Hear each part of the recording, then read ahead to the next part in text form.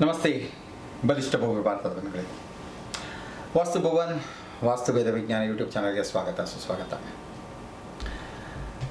ಇವತ್ತು ಯಾವುದೋ ಕ್ಲೈಂಟು ಒಂದು ಪ್ರಶ್ನೆ ಕೇಳಿದ್ರು, ನಾವೇ ಮಾಡೋದಂಥ ಒಂದು ಪ್ರಾಜೆಕ್ಟು. ಆ ಪ್ರಾಜೆಕ್ಟಲ್ಲಿ ಪ್ರಶ್ನೆ ಕೇಳಿದರು. ಆ ಪ್ರಾಜೆಕ್ಟಲ್ಲಿ ನಾನು ಏನು ಉತ್ತರ ಕೊಟ್ಟನಲ್ಲ ಅದನ್ನು ಇವತ್ತು ವಾಸ್ತು ಟಿಪ್ಸ್ ಅಂತ ತಗೊಳ್ತಾ ಇದ್ದೀನಿ.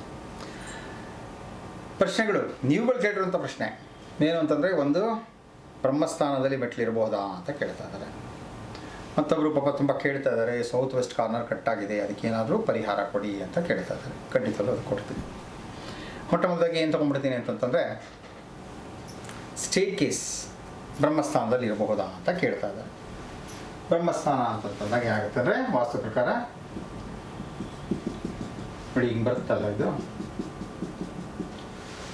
ಸೊ ವಾಸ್ತುವಲ್ಲಿ ಅಂತಂದಾಗ ಇದನ್ನೇನಾಗುತ್ತೆ ಅಂದರೆ, ಈ 81 ಪದಗಳು ಅಂತ ಬರುತ್ತೆ. ಅಂದರೆ ಹಿಂಗೊಂಬತ್ತು ಅಂತ ಡಿವೈಡ್ ಮಾಡಿದಾಗ 81 ಭಾಗ ಬರ್ತದೆ. 81 ಭಾಗದಲ್ಲಿ ಮಧ್ಯದಲ್ಲಿ ಏನು ಬರ್ತದಲ್ಲ, ಇದನ್ನು 3/3 ಅಂತ ಕರಿತೀವಿ ನಾವು ಇದನ್ನು ವಾಸ್ತುವಲ್ಲಿ. ಓಕೆ, 3 ಭಾಗ ಅಂತಂದರೆ ಹಿಂಗಿರ್ತದೆ. ಇದನ್ನು ಬ್ರಹ್ಮಸ್ಥಾನ ಅಂತ ಕರಿತೀವಿ. ಅವ್ರು ಕೇಳ್ತಾರೆ ಅಂದರೆ, ಈ ಬ್ರಹ್ಮಸ್ಥಾನದಲ್ಲಿ ಸ್ಟೇರ್ ಕೇಸ್ ಇರಬಹುದಾ ಅಂತಲೂ ಕೇಳ್ತಾರೆ. ಸೊ ಈ ಭಾಗದಲ್ಲಿ ಯಾವುದೇ ಕಾರಣಕ್ಕೂ ಸ್ಟೇರ್ ಕೇಸ್ ಇರೋಂಗೆ ಇಲ್ಲ. ಯಾಕಂದರೆ ಇದು ಬ್ರಹ್ಮಸ್ಥಾನ ಎಷ್ಟು ಖಾಲಿಯಾಗಿರುತ್ತೋ ಅಷ್ಟು ನಮಗೆ 2 ರೀತಿಯ ಎನರ್ಜಿಗಳು ಬರ್ತಾ ಇರುತ್ತೆ. ಒಂದು ಭೂಮಿಯ ಕೆಳಗಡೆಯಿಂದ ಟೆಲೂರಿಕ್ ಎನರ್ಜಿಯಿಂದ ಬರುತ್ತದೆ, ಅದು ಭೂಮಿಯ ಒಂದು ಶಕ್ತಿ ಚೈತನ್ಯ. ಮತ್ತೊಂದು ಆಕಾಶದಿಂದ ಬರುವಂಥದ್ದು ಕಾಸ್ಮಿಕ್ ಎನರ್ಜಿ ಅಥವಾ ಆಕಾಶದ ಭಗವಂತನ ಕೃಪಾ ಕಟಾಕ್ಷ ಬರುತ್ತದೆ. ಈ ಎರಡು ಸೇರಿ ಬ್ರಹ್ಮಸ್ಥಾನದಲ್ಲಿ ಸೇರಿಕೊಂಡು ಅಲ್ಲಿಂದ ಅದು ಮನೆಯ ಎಲ್ಲ ಭಾಗಕ್ಕೂ ಹರಡ್ತಾ ಹೋಗ್ತಾ ಇರ್ತದೆ.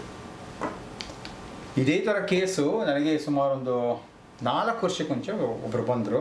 ಹಿಂಗಾಯಿತು, ಮನೆ ಕರ್ಕೊಂಡು ಹೋದ್ರು, ನೋಡಿದ್ರು, ಎಲ್ಲ ನೋಡ್ಬಿಟ್ಟು ಎಲ್ಲ ಚೆಕ್ ಮಾಡಿಬಿಟ್ಟು ಹೇಳಿದೆ, ಬ್ರಹ್ಮಸ್ಥಾನದಲ್ಲಿ ಇರೋದ್ರಿಂದ ನೀವು ಏನೇ ಪ್ರಯತ್ನ ಪಟ್ಟರು ಕೂಡ ಅಭಿವೃದ್ಧಿ ಆಗಲ್ಲ ಅಂತ ಹೇಳಿದೆ. ಅವರು 4 ವರ್ಷದಿಂದ ಇದನ್ನು ಸರಿ ಮಾಡಿಸ್ಕೊಳಕ್ಕೆ ಇನ್ನೂ ಒದ್ದಾಡ್ತಾನೆ ಇದ್ದಾರೆ. ನಾನು ಹೇಳ್ತಾ ಇದ್ದೀನಿ, ಬೇರೆಲ್ಲ ಬಿಟ್ಟಾಕಿ ಫಸ್ಟ್ ಬ್ರಹ್ಮಸ್ಥಾನದಲ್ಲಿರುವಂಥ ಸ್ಟೇರ್ ಕೇಸು ಇದೊಂದನ್ನು ಶಿಫ್ಟ್ ಮಾಡಲೇಬೇಕಾಗುತ್ತೆ. ಕೆಲವೊಂದು ಏನೂ ಮಾಡೋಕ್ಕಾಗಲ್ಲ, ಏನಾಗ್ಬಿಟ್ಟಿದೆ, ಗ್ಯಾಂಗ್ರೀನ್ ಆಗಿಬಿಟ್ಟಿದೆ, ಇಷ್ಟು ಕಡಿಲೇಬೇಕು ಅಂದರೆ ಅಷ್ಟು ಕಡೆ ತೆಗಿಲೇಬೇಕು, ಇಲ್ಲ ಅಂತಂದರೆ ಇಡೀ ದೇಹಕ್ಕೆ ಹಡ್ಕೊಂಡ್ಬಿಡುತ್ತೆ. ಆ ಥರ ಏನಾಗ್ಬಿಟ್ಟಿದೆ, ಇದು ಗ್ಯಾಂಗ್ರೀನ್ ಆದಂಗೆ ಆಗ್ಬಿಟ್ಟಿದೆ.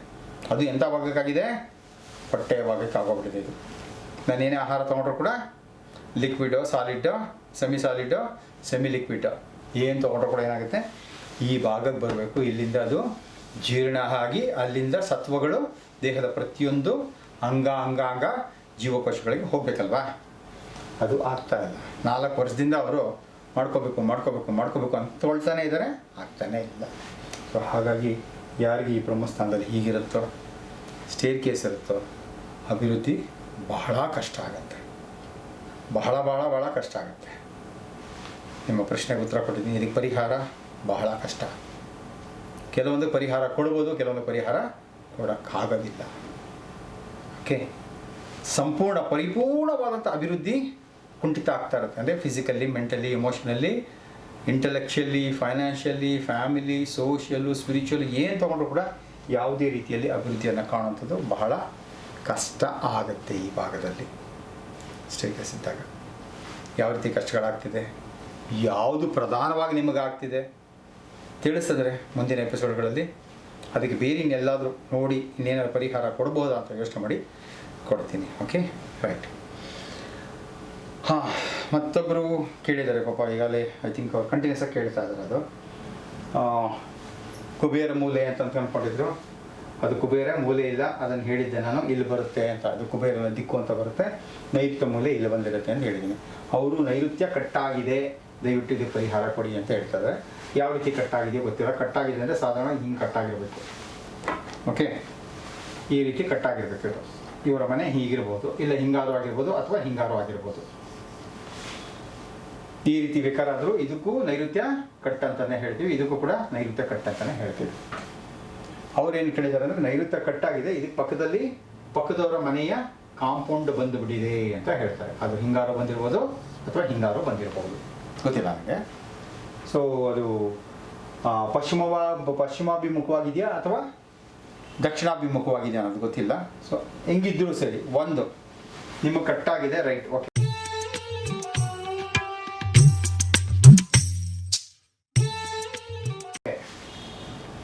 ಇದಕ್ಕೆ ಬೇರೆಯವರ ಕಾಂಪೌಂಡ್ ಬಂದು ಆನಿಸ್ಕೊಂಡಿದೆ ಹೀಗೆ ಅಂತಂತಂದರೆ ಅದು ನಿಮಗೆ ಪ್ಲಸ್ ಪಾಯಿಂಟೇ, ಮೈನಸ್ ಅಲ್ಲ. ಅರ್ಥ ಆಯ್ತಲ್ಲ? ಕಟ್ಟಾಗಿದೆ ಅದು ಮೈನಸ್ಸು, ಬಟ್ ಇವರ ಕಾಂಪೌಂಡ್ ಬಂದು ನಿಮಗೆ ಇಲ್ಲಿ ಸೇರ್ಕೊಂಡ್ಬಿಟ್ಟಿದೆ ಅದು ಪ್ಲಸ್. ಬಟ್ ಈ ಕಟ್ಟಾಗಿದೆ ಅಲ್ಲ, ಇದಕ್ಕೇನು ಪರಿಹಾರ ಅಂತಂದಾಗ ಸಾಧಾರಣವಾಗಿ ವಾಸ್ತುವಲ್ಲಿ ಏನು ಹೇಳ್ತೀವಿ, ಈಗಿದ್ದಾಗ ಏನಾಗುತ್ತೆ ಅಂದರೆ ನೈಋತ್ಯ ಭಾಗದ ಎನರ್ಜಿ ಕಡಿಮೆ ಆಯಿತು ಅಂತ, ಅಲ್ಲಿಂದ ಬರ್ತಿರೋಂಥ ಪ್ರೋಟೀನ್ ಆಗಿರ್ಬೋದು, ವಿಟಮಿನ್ ಆಗಿರ್ಬೋದು, ನ್ಯೂಟ್ರಿಷನ್ ಆಗಿರ್ಬೋದು, ನ್ಯೂಟ್ರಿಷನ್ ಡೆಫಿಷಿಯನ್ಸಿ ಇಲ್ಲ ಆಗ್ತಾ ಇರುತ್ತಲ್ಲ. ಯಾವುದು? ಸೌತ್ ವೆಸ್ಟ್ ನೈಋತ್ಯದ ಇದು ನ್ಯೂಟ್ರಿಷನ್ ಡೆಫಿಷಿಯನ್ಸಿ ಆಗ್ತಾ ಇರುತ್ತೆ. ಸೊ ಅದನ್ನು ವಾಸ್ತು ಪ್ರಕಾರ ಹೆಂಗೆ ಸರಿ ಮಾಡ್ಕೋಬೋದು ಅಂತ ಅನ್ನೋದಾದಾಗ ಈ ಭಾಗದಲ್ಲಿ ಸಾಧಾರಣವಾಗಿ ಏನು ಹೇಳ್ತೀವಿ ಅಂದರೆ, ಎಷ್ಟು ಕಟ್ಟಾಗಿದೆಯಲ್ಲ ಇದು ನೋಡಿ, ಇದೇನು ಹಿಂಗೆ ಕಟ್ಟಾಗಿದೆಯಲ್ಲ, ಈ ಭಾಗಕ್ಕೆ ನಾವು ಹೇಳೋಂಥದ್ದು ಒಂದು ಬ್ರೌನ್ ಕಲರು ಅಥವಾ ಗೋಲ್ಡನ್ ಕಲರು ಅಥವಾ ಗೋಲ್ಡನ್ ಎಲ್ಲೋ ಈ ಪೇಂಟನ್ನು ಈ ಜಾಗದಲ್ಲಿ ಮಾಡ್ಬೋದು. ಇದನ್ನು ಪೇಂಟನ್ನು ಈ ಜಾಗದಲ್ಲಿ ಏನು ಮಾಡೋದ್ರಿಂದ ಏನಾಗುತ್ತೆ, ಅದು ಆ ಎನರ್ಜಿಯನ್ನು ಎನ್ಹ್ಯಾನ್ಸ್ ಮಾಡ್ತಾ ಇರುತ್ತೆ, ಅಂದರೆ ಅಭಿವೃದ್ಧಿಗೊಳಿಸ್ತಾ ಹೋಗ್ತಾ ಇರುತ್ತೆ. ಒಂದು ಎರಡನೇದು ಏನಾಗುತ್ತೆ, ಇದೇ ಭಾಗದಲ್ಲಿ ನೀವು 24/7 ಸದಾ ಉರಿಯೋ ರೀತಿಯಲ್ಲಿ ಏನು ಮಾಡ್ಬೋದು, ನೀವು ಒಂದು ಬಲ್ಬನ್ನು, ಯೆಲ್ಲೋ ಕಲರ್ ಬಲ್ಬನ್ನು ಅಲ್ಲಿ ಹಾಕೋದ್ರಿಂದ ಏನಾಗುತ್ತೆ, ಆ ಶಕ್ತಿ ಚೇತನ ಜಾಸ್ತಿ ಆಗ್ತಾ ಹೋಗ್ತಾ ಇರುತ್ತೆ, ಅದನ್ನು ಮಾಡ್ಕೋಬೋದು. ಮೂರನೇದು ಏನಾಗುತ್ತೆ, ಇದೇ ಭಾಗದಲ್ಲಿ ನೀವು ಮೌಂಟ್ ಕೈಲಾಶ್ ಅಂದರೆ ನಮ್ಮ ಕೈಲಾಸ ಪರ್ವತ ಏನಿರುತ್ತಲ್ಲ, ಅದು 2 ಥರ ಫೋಟೋಗಳು ಸಿಗುತ್ತೆ, ವಿಶೇಷವಾಗಿ ಗೋಲ್ಡನ್ ಕಲರಲ್ಲಿ ಸಿಗುತ್ತೆ. ಆ ಗೋಲ್ಡನ್ ಕಲರ್ ಅಂಥದ್ದು ಮೌಂಟ್ ಕೈಲಾಶನ ಈ ಭಾಗದಲ್ಲಿ ಹಾಕೋದ್ರಿಂದ ಏನಾಗುತ್ತೆ ಅಂದರೆ, ಆ ನೈಋತ್ಯ ಭಾಗದಲ್ಲಿ ಆಗುವಂತಹ ಏನು ಶಕ್ತಿ ಚೈತನ್ಯ ಕಡಿಮೆ ಆಗಿದೆ ಅದು ಎನ್ಹ್ಯಾನ್ಸ್ ಮಾಡ್ತಾ ಹೋಗ್ತಾ ಇರುತ್ತೆ.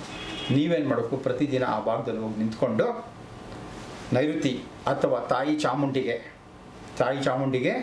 ಒಂದು ಪ್ರತಿದಿನ ಈ ಭಾಗದಲ್ಲಿ ಹೋಗಿ ನಿಂತ್ಕೊಂಡು ಪ್ರಾರ್ಥನೆಯನ್ನು ಮಾಡಬೇಕು.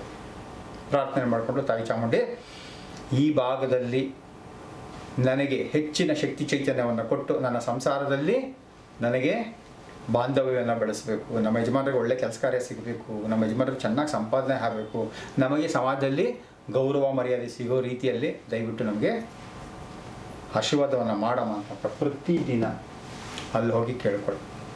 ಹಾಗೆ ಆಗುತ್ತೆ, ಏನು ನಿಮ್ಮ ಸಮಸ್ಯೆಗಳಿಗೆ ಪರಿಹಾರ ಸಿಕ್ಕೇ ಸಿಗುತ್ತೆ, ಜೀವನದಲ್ಲಿ ಅಭಿವೃದ್ಧಿ ಹಾಗೇ ಆಗುತ್ತೆ.